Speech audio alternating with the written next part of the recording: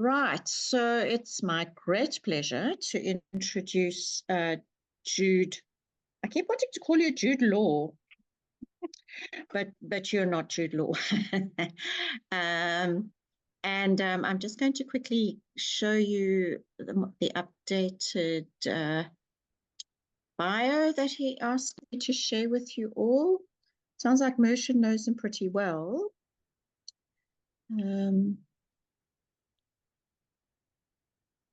Are you all seeing it in presentation mode? Yes. Okay, cool. So it's just to say that he's a master's in psychological research at UCT and a freelance editor. And they completed a BA in psychology and English at the university currently known as Rhodes. That was a new one for me. And I must admit, I was thinking, what is it called nowadays? And Bachelor of Arts Honours in Counselling Psychology at UNISA. His current research explores transgender men's experiences with mental health care services in South Africa. And he is also part of the Hub for Decolonial Feminist Psychologies in Africa at UCT. And his research interests include the intersections between transness and neurodivergence, mental illness, and disability. And we really look forward to his talk. Get ready and The title of this talk, The Role of the Transgender Patient, has role in quotation marks because I feel that a lot of expectations have been placed on trans individuals in healthcare contexts, and these expectations demand a lot of us as people. What I'll be discussing today draws from my ongoing master's research, as well as my own experiences of being a trans person accessing healthcare. And a lot of what I have to say is framed in the context of trans men and transmasculine people, because that's the group that I've done my research interviews with, and because I'm also a trans man. However, the topics I'm going to cover do apply to trans people of other genders as well. So this is a quick overview of what areas I'll be covering today. I'm going to start by looking at who does the educating about trans people, and what changes can be made to improve the situation for both healthcare providers and their trans patients. After that, a few ways of approaching working with trans patients, particularly for those for whom this is kind of new territory. Next, we'll look at some issues regarding the language used about trans individuals.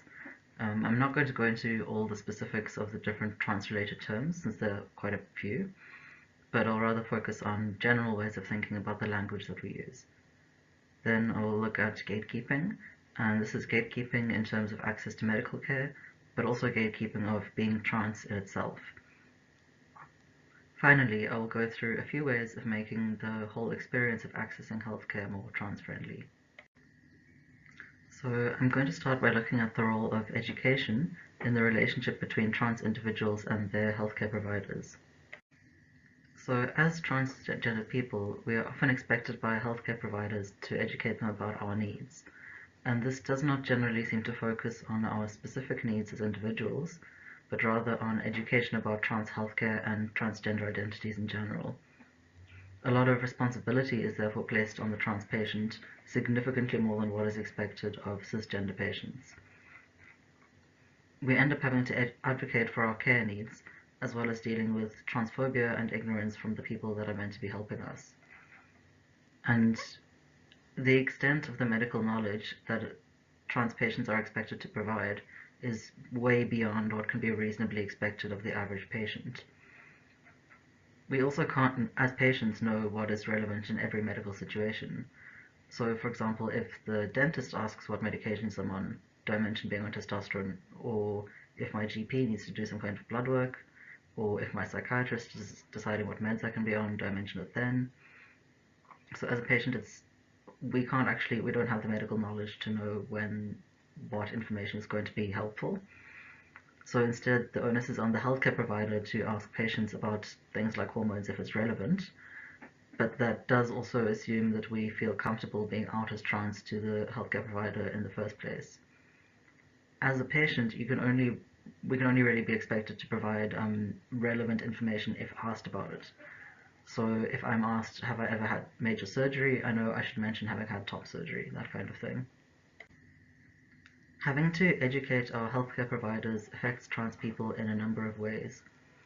We already have to do so much Trans 101 type education in everyday life, and it's exhausting. Every time someone finds out that I'm trans, they have a million questions about it, typically quite invasive and personal questions.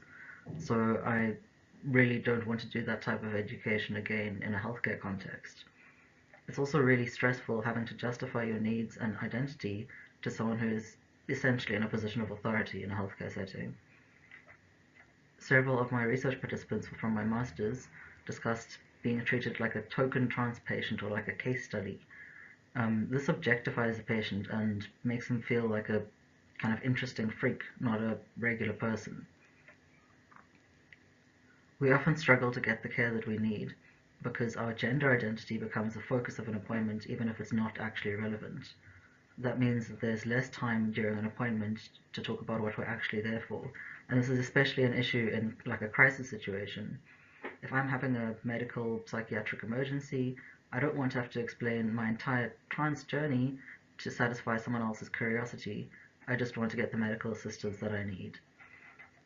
And when we have bad healthcare experiences, it makes us less likely to seek out healthcare in the future. And that can have long-term impacts on trans health, including issues like accessing preventative care. For example, a lot of trans men and trans masc people find gynecologist appointments to be really distressing in terms of gender dysphoria, which means we avoid routine checkups like getting pap smears. And obviously we know that we need to do these kinds of checkups, but when the whole process is so traumatic and not sensitive to our needs, we just end up avoiding it completely, which obviously has long-term repercussions. I found through my master's research that one of the biggest changes trans men want regarding healthcare is education on every level.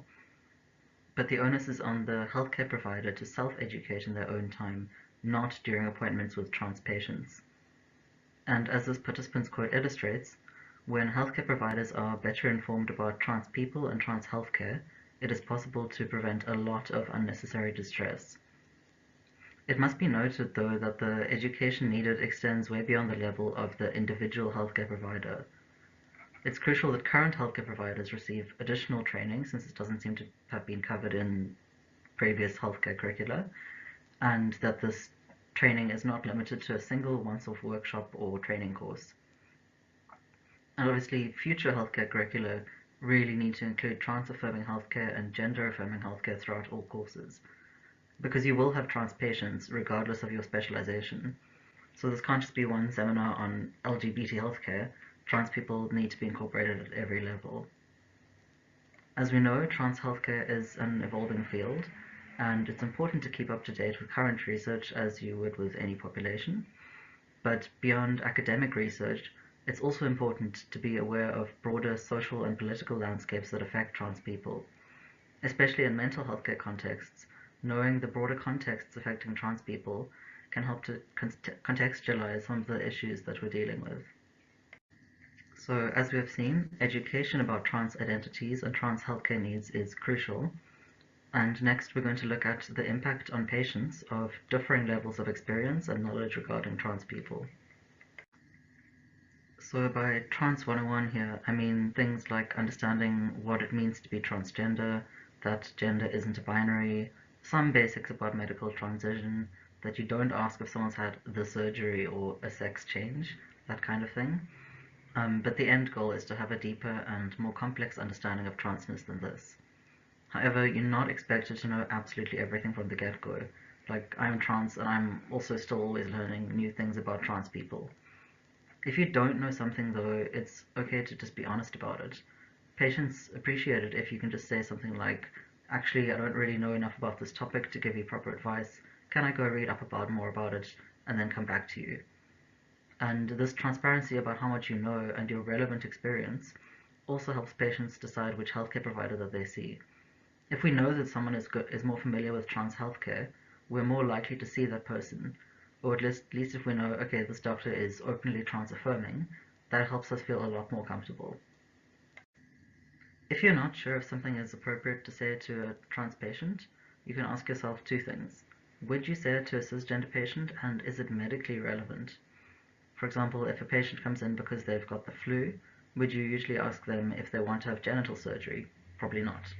So that's not okay to say to a trans person either. But often when we seek out healthcare, we get asked whether we have had surgery, whether we're planning on having surgery or starting hormones, or if our families are okay with us being trans, and a whole lot of other invasive and unnecessary questions. And personally, I can handle someone who's a bit nervous because they're new to all the trans stuff and they don't want to accidentally say something hurtful. That's manageable because at least I know that person has good intentions and they're actively trying to not be transphobic. So it's okay to have some nerves initially, but again, it's not the patient's responsibility to help you with those feelings.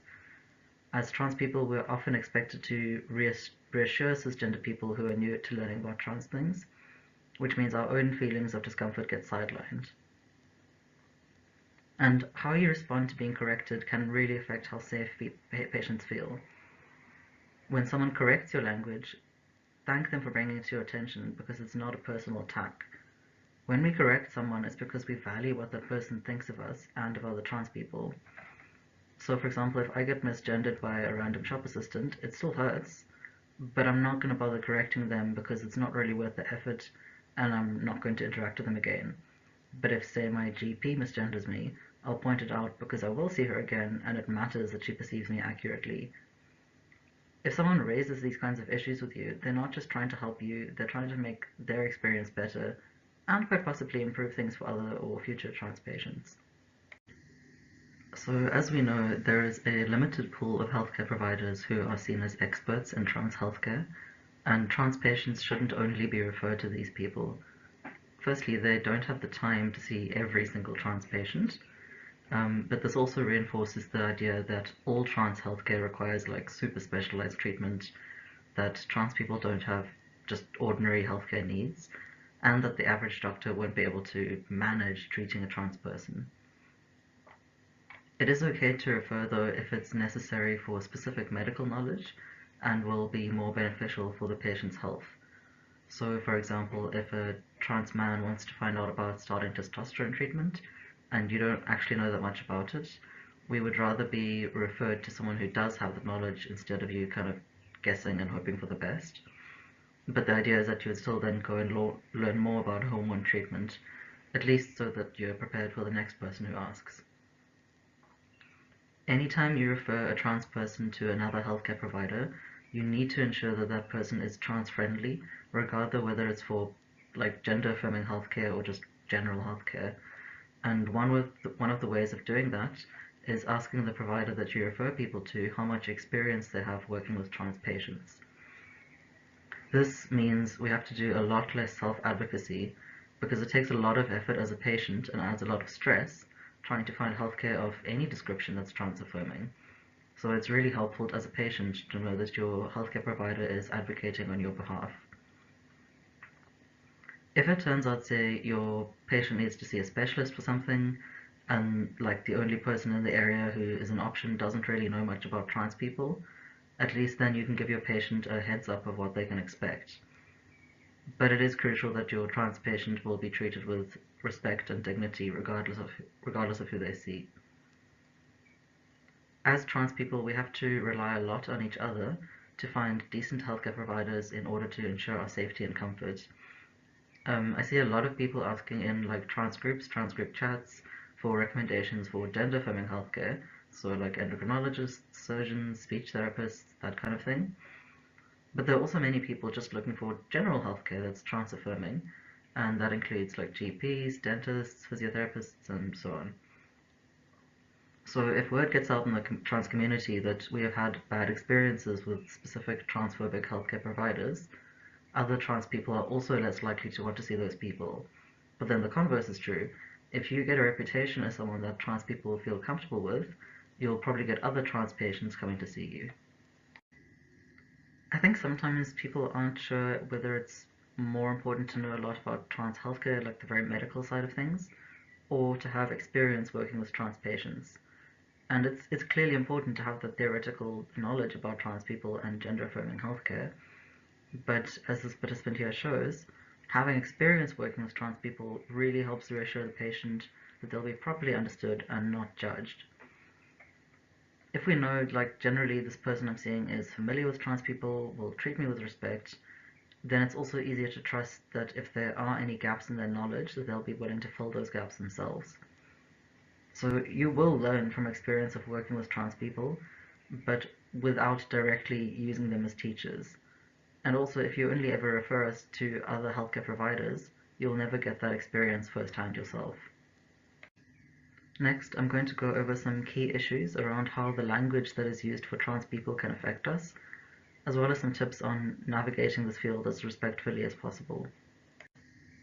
There are some words that are generally understood as slurs that aren't acceptable in any context. So, for example, this non-binary transmasc participant being asked if they're a hermaphrodite, words like that are never okay. And I'm not going to go through all the transphobic slurs that exist because there are quite a few. Those have been covered elsewhere, and I don't actually want to re-traumatize any trans people listening.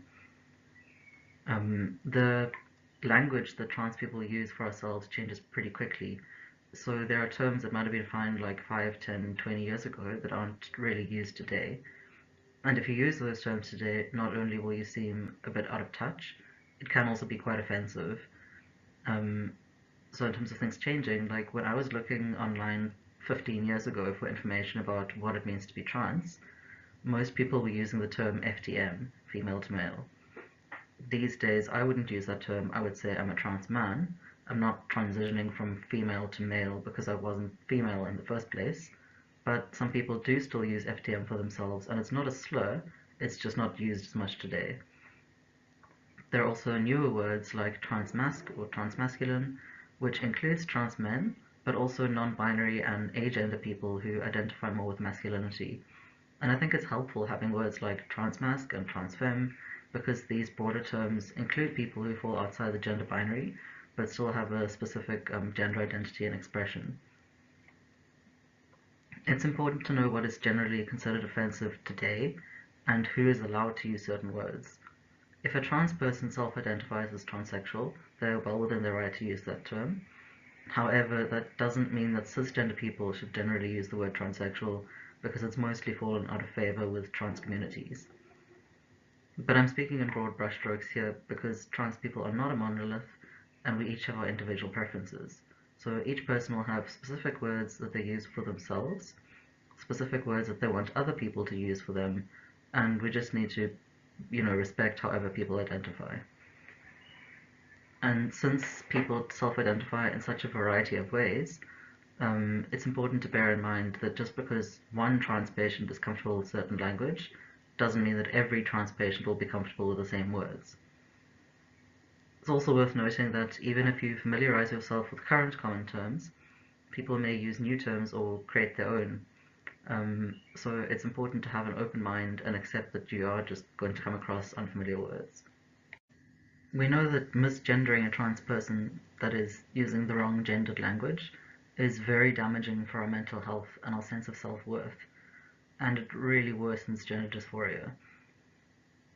When you misgender a trans person, you're essentially telling them that you still see them as the sex that they were assigned at birth. So, if you really see me as a man, it shouldn't be a huge effort to call me him or refer to me as a man. When your mental image of someone matches up with their actual gender identity, it stops being such a conscious effort to use the right pronouns. But since we can't tell anyone's gender until they specifically tell us, it's generally better to default to using gender-neutral language.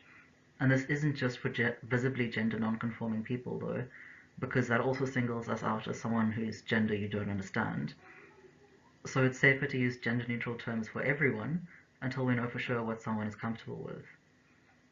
And this may seem like a minor thing, but the phrasing of preferred pronouns or preferred names is kind of an issue. When it's framed as a preference, it makes it seem optional. It's not like I'd prefer if you'd use he, him, and they, them pronouns for me, but if you don't feel like it, you can just use she, her. My pronouns just are he and they. Also, cisgender people don't generally have preferred pronouns or preferred names.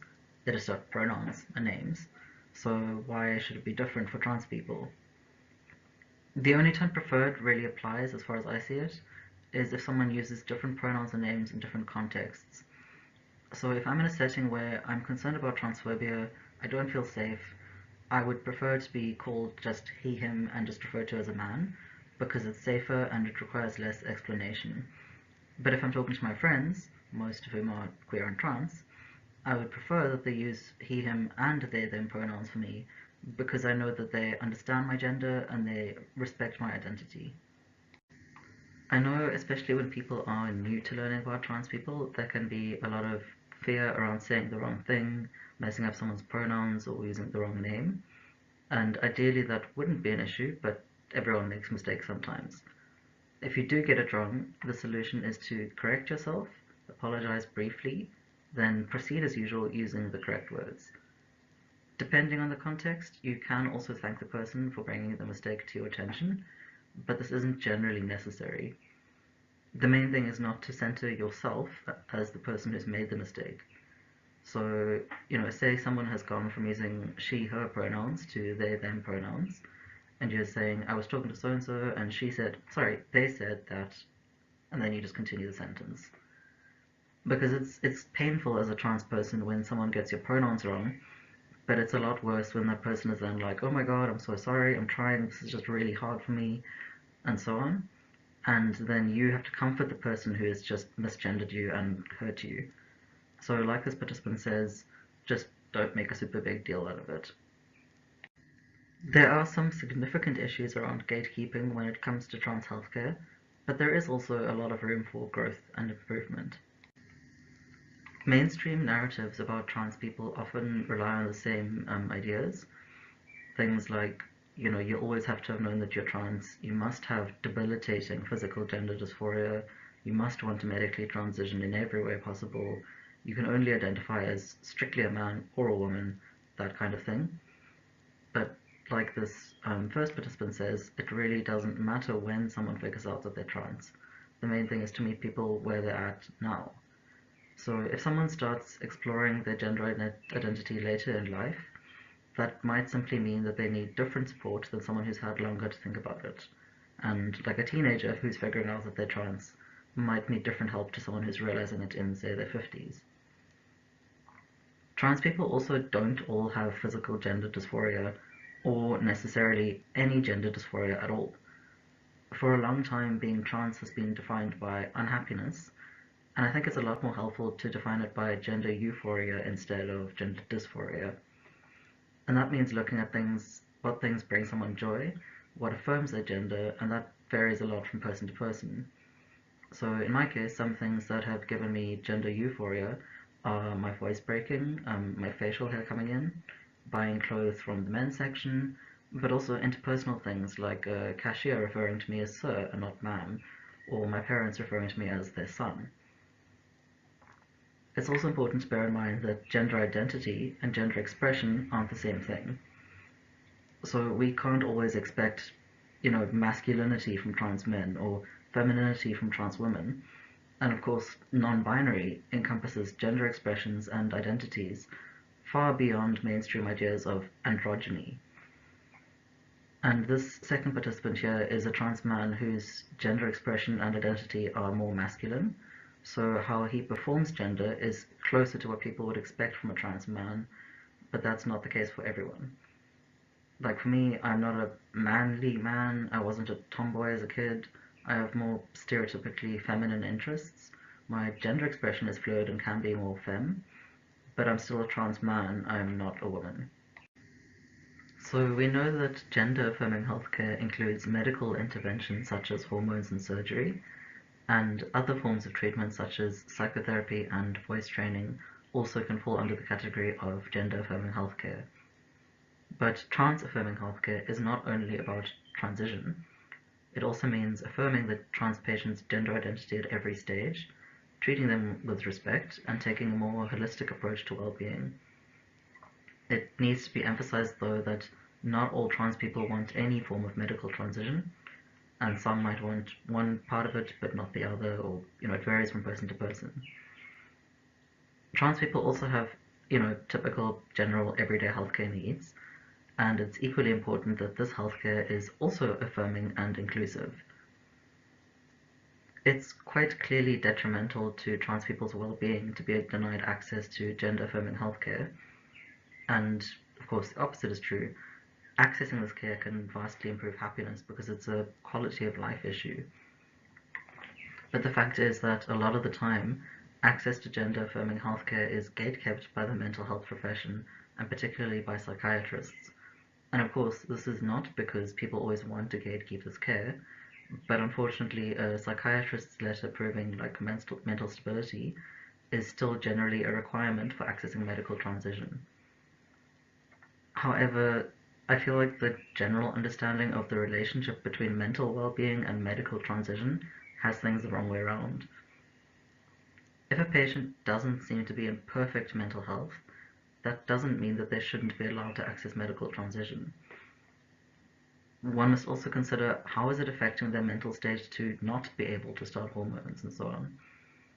And this participant's quote highlights this idea. Being able to transition is often what is needed to improve someone's mental health. Not allowing them to transition will worsen their mental state, which makes them more unlikely to be allowed to transition, and so the whole cycle continues and the patient just doesn't get the help that they need. And then lastly, I want to look at some practical ways that healthcare providers can improve the comfort of trans patients, because currently the whole process of accessing healthcare is still fraught with difficulties for trans individuals. The entire healthcare experience needs to be trans-inclusive, and this covers a lot more than the healthcare provider that the patient will see. All staff at the practice will need sensitivity training, but particularly whoever the patient is going to interact with first. It's hard enough trying to find trans-affirming healthcare providers, but it's even worse when you finally find someone you call to make an appointment, and then you get misgendered by the receptionist based on how your voice sounds on the phone. And as well as this feeling really awful, it also means we start doubting, is this healthcare provider actually trans-friendly? Because that initial encounter is so off-putting. It's crucial to reduce the risk of the patient encountering transphobia as much as possible. Who the patient will interact with will obviously depend on the specific context, but this extends to issues like cleaning staff telling someone that they're in the wrong gender bathroom. People working in any healthcare context, in any capacity, need to have at least a basic understanding of how to treat trans individuals with respect and dignity.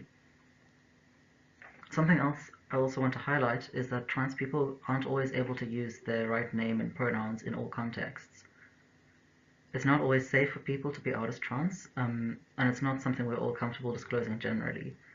And in terms of safety, that can mean literal physical danger as well as emotional and mental well-being.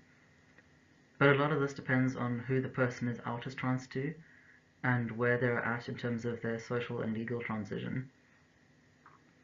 So when you're talking as a healthcare provider, when you're talking to a patient during an appointment, it's best to use their chosen name regardless of whether they have legally changed it or not. Not everyone wants to legally change their name, but of course for those who do, we know that trying to get anything done through Home Affairs will take years. In the waiting room, it is deeply jarring and unpleasant to have your dead name called out in the waiting room. So one way around this is to just use surnames, because that's less likely to change and doesn't tell anyone anything about the patient's gender. And then, I mean, like, just the surname, not Mr. So-and-so, Ms. So-and-so, just the surname. You want to avoid using people's dead names or previous names unless it's actually necessary. And even then, you can make it clear to the patient why you're doing that. So one context where this might be necessary is if their medical aid details are in their old name, but even then it helps to reaffirm that you're using the old name or the legal gender for bureaucratic purposes and that you wouldn't want to do that otherwise. And like regarding family, so for example, if the person's emergency contact is a family member who doesn't know that they're trans, you might need to refer to the patient with their old name and pronouns. And that's something that should be checked ahead of time with the patient to see what they're most comfortable with. But basically what is most important is to never out someone as trans without their explicit permission. You want to ensure that the whole medical practice is openly LGBTQIA+ friendly. And you can have pride flags up somewhere. They don't have to be massive flags, it can just needs to be visible. If you have other pamphlets out, you can include some about Trans 101, or for people who are new to questioning their gender identity. You can also include something on your website or on posters that all patients will be respected regardless of sexual orientation, gender identity, race, ability, and so on. And I think it's important to phrase this as gender identity and not only as gender to make it clear to trans people that they're included in this.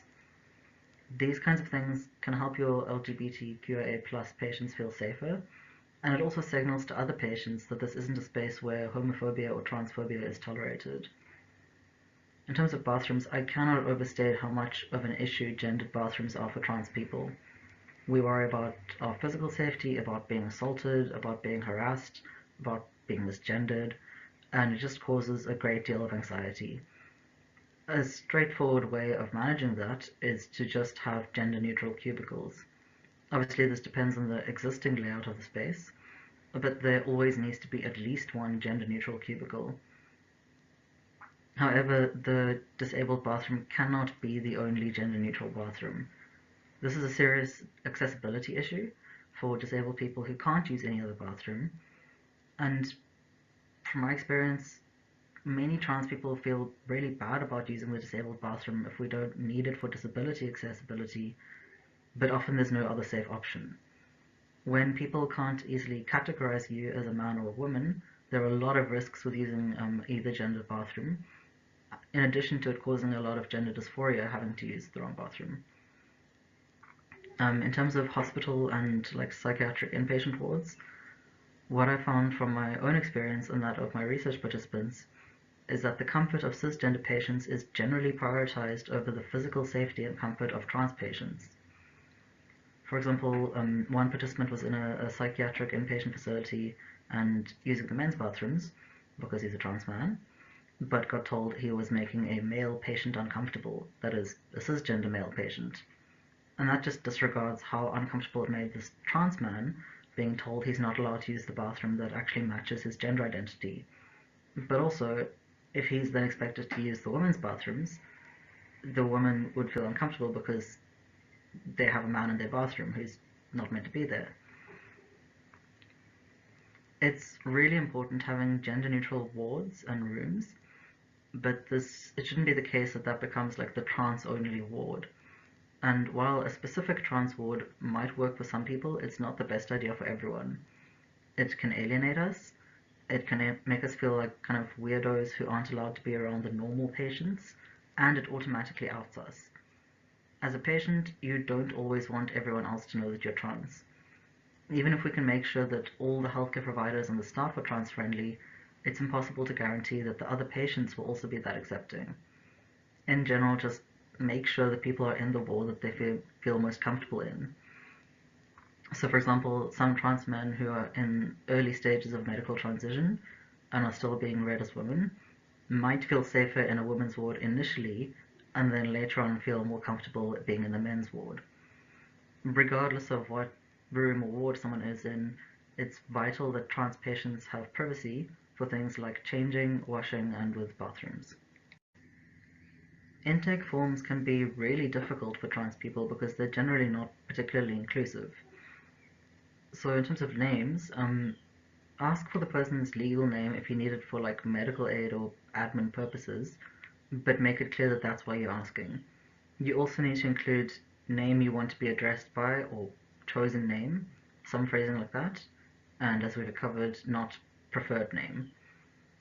In terms of gender, having only male and female checkboxes is distressing and often really confusing as a trans person. Because, do I put my legal gender or the gender that I identify with? What do I do if my legal gender changes in progress? Maybe now I fill the box as female, 6 months' time I need to take it male. And also, where do non-binary and intersex people fit into this? So if at all possible, avoid having only the male and female boxes because it excludes a lot of people. You also don't need to ask someone's legal gender if they have a South African ID number, because you can find it out from that. So obviously the first 6 digits are the birth date, but the next 4 digits tell you what gender someone is. So from 0000 to 4999 is female, and anything 5000 plus, that is male. So you don't actually need to ask that if you've already asked for someone's ID number. Yeah, so if you're not having just male and female options, there are some tricky things here. So if you want to be fully inclusive of all the main gender identities that you can, you're going to have quite a long list, and maybe your form doesn't have enough space. If you have like man and transgender man as options, that makes it seem like trans men aren't really men. If you have cisgender man and transgender man, cisgender people won't generally know what you mean, so they're not going to know what box to tick either. So just having a fill in the blank option for gender is ideal because that includes everyone. So a cisgender man can just write man, a trans man can put trans man or just man, depending on what he's comfortable with. And that option gives trans people more agency with self-identification, and it doesn't complicate anything for cisgender people either. It's also a question of why do you need to know the person's gender? If you're seeing the patient, you can also just ask them during the appointment. But regardless of how you go about asking about gender, on your forms you always need an other option that people can fill in themselves. Regarding pronouns, you can have checkboxes here with he, him, she, her, and they, them, at the very least. But you also still need an other option, for people who use things like neopronouns and, other options. With titles, like we said, it's only if that's actually necessary, and you can also ask that during the session. So that's about all from me. Thank you for listening, and a big thank you to Pathis for providing this platform for me to share about the experiences of trans patients.